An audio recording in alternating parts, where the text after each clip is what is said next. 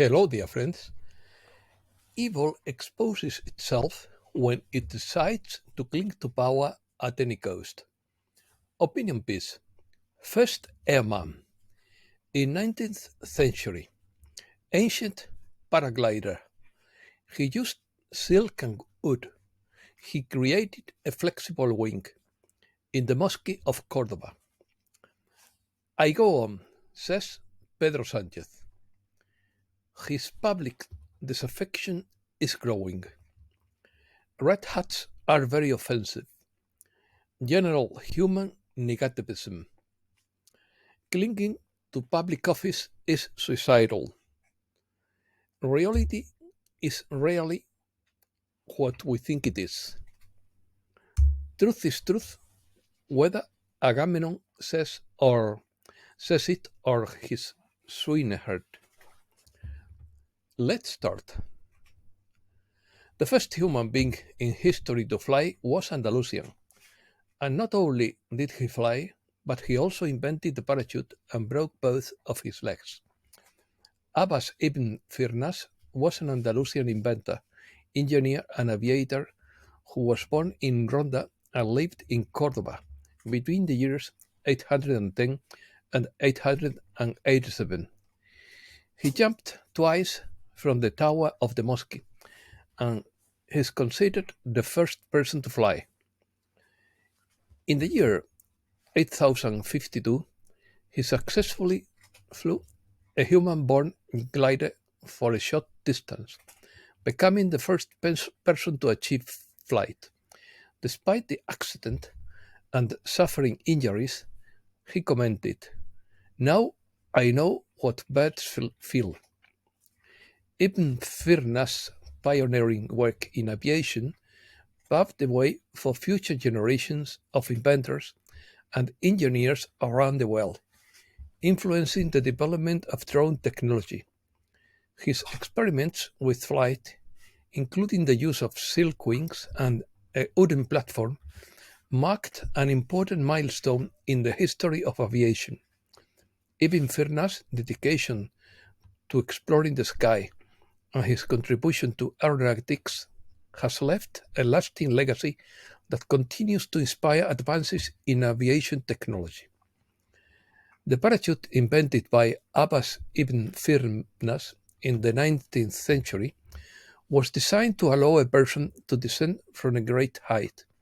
While the details of this construction are not well documented, it is known that Ibn Firnas used silk and wooden platform for his attempts at flight. The parachute was not a separate invention, but rather an integral part of the glider he used for his flights.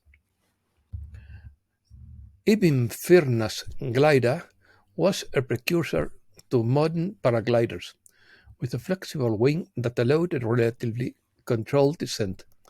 The parachute was designed to slow the descent and provide a safe landing, although Ibn Firnas' attempts were not entirely successful, as he crashed and broke both legs on his second flight.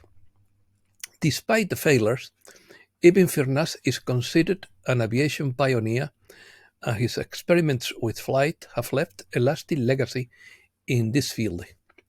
However, the first official parachutist was André Jacques Garnerin, a French balloonist who in 1797 made the first recorded parachute jump from a hot air balloon at an altitude of 1,000 meters.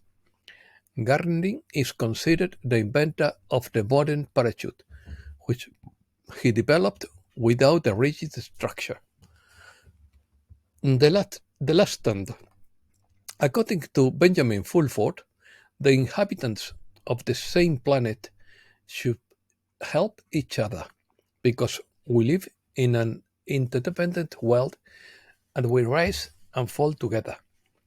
With our interests deeply intertwined, all countries need to achieve maximum consensus to achieve win-win outcomes. He adds that the coalition one important victories last week with the condemnation of various figures. Now the International Criminal Court is issuing arrest warrants against other officials. Surviving members of the financial family agreed to work with the coalition. This means that one last great battle should end this war and free humankind. There was also a major coalition victory in the battle for control of the Bank of Japan, and the yen is now falling to a multi-decade lows. Former Fed Chairman Alan Greenspan once said, in quotes, "We can pay off any debt we have because we can always print money to do it. This is unlikely to keep the business going after June anyway. That means we can expect some major events to be organized to try to cover the bankruptcy of their system." What seems like simply a physical confrontation is in fact occurring on several different levels, and you are raising your frequency and stepping back to the dark forces until they finally leave their lower frequency. A glorious future awaits us as we take our place among the ascended beings, said Saint Germain. Prophecies and probabilities. According to Starship Earth, this has begun. In a time when very little is what it seems, it is a challenge to decode and discover what is happening and why. Reality is rarely what we think, because it is much bigger and deeper than it seems. Spiritual warfare has unfolded on a much larger scale than the pieces of the puzzle we see every day. The truth is the truth, whether Agamemnon says it or his swineherd says it. And in the end, we will get to it. Spain. Pedro Sánchez does not resign and exposes himself clearly. He announces a purge and will go for the free press and independent courts. It is an abstract political theater because there is a lot of evidence against it. Excuse me. Presumably, there is a lot of evidence against him, as we have said, presumably, and the truth cannot be hidden with censorship. The same thing as the first aviator in history is likely to happen to him. I go on. Joe Rigoli was an Argentine actor who became famous in the 70s in Spain with Felipito Tacatún, a character who repeated the famous phrase, "I continue," by raising his thumb. That reminds us of current politicians who do not resign even in hot water. The expression is associated with the idea of clinging to public office regardless of the opinion of the citizens. The consequences of holding on to a position without considering the public opinion of citizens can be detrimental to both the system and the legitimacy of the institutions. When politicians remain in office despite widespread citizen disapproval, a distance is generated between representatives and society, which can undermine confidence in the system. This lack of connection with the needs and demands of the population can lead to an increase in disaffection and the perception of corruption in the ruling class, which in turn weakens the legitimacy of institutions and fosters distrust in the system. Perversion of language. Before we talked about the sewers of the state, and now we talk about the media sewers. That is, now we try to blame the person who reports a crime and not the person who commits it.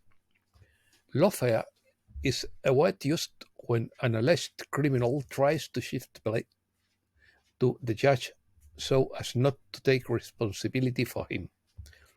Lawfare is a term originating from the combination of law and war, refers to the use of legal action as a means of harming or creating difficulties for an opponent. But if some commits an alleged crime, it is only fair that play for it. Groups of cyclists are prohibited in Spain. According to General Directorate of Traffic, cyclists cannot circulate in groups or on sections without visibility, such as curves, changes in gradient of areas with fog. It is advisable that they be placed in a row in sections with poor visibility and where traffic jams form, thus facilitating overtaking at a distance of 1.5 meters. The Directorate indicates that cyclists must use the shoulder on their right to circulate, and in this way they are allowed to circulate in parallel and 2 by 2. They can only abandon it on prolonged descents or in safe conditions. Science. European opera detects signs of spiders on Mars. The best free antivirus is Windows Defender, according to the Consumer Organization. Red Hats are hackers who are distinguished by their offensive approach against cyber threats. Unlike White Hat hackers who have focused on defense, Red Hat hackers act with an attack philosophy towards Black Hat hackers, using aggressive techniques to dismantle the operations of malicious hackers and neutralize their actions. Its goal is not only to protect systems, but also to identify attackers and disable their activities. Scientists find an underground electrical network, and it is made from bacteria. We are talking about Geobacter sulphureducens, a proteobacteria adapted to living in environments where oxygen is scarce. To breathe, this bacteria uses external filaments called nanocables to launch the excess electrons they have around them, connecting with minerals and other microorganisms as if it were an underground electrical network. Spontaneous miracles. Mike Adams tells how to harness the cosmic code. You are here for a reason. You were born in this time of incredible struggle and deception, but you are gifted with truly cosmic gifts of a quantum supercomputer neural network system inside your skull, connected to the divine thought consciousness through consciousness and soul. According to Keshe, the reception and embodiment of higher energy, especially during solar flare explosions, comes with its sometimes more severe physical effects based on the level of consciousness of the individuals and the purity of their body. Do you really think this is all empty space? It's just thousands of years of programming that make people think they're alone in a universe with billions of stars and planets, Keshe says. Add that this is the last illusion game you will be a part of. From here on, you must only ascend in frequency in a spiral towards the higher realms of light. Those who have chosen to transcend the old world are in the final preparation stage before going through 1,000 years of evolution in a couple of years. According to Karma through Elena Velázquez, from all your previous lives, the negative karma was eliminated by the Supreme Father and First Creator. The Siddhas say that the storms of floods were created by the general negativity of human beings. The darkness can no longer be blamed as their weather technology was completely destroyed by the galactic light forces. And that's all for today. Thanks a lot, dear friends.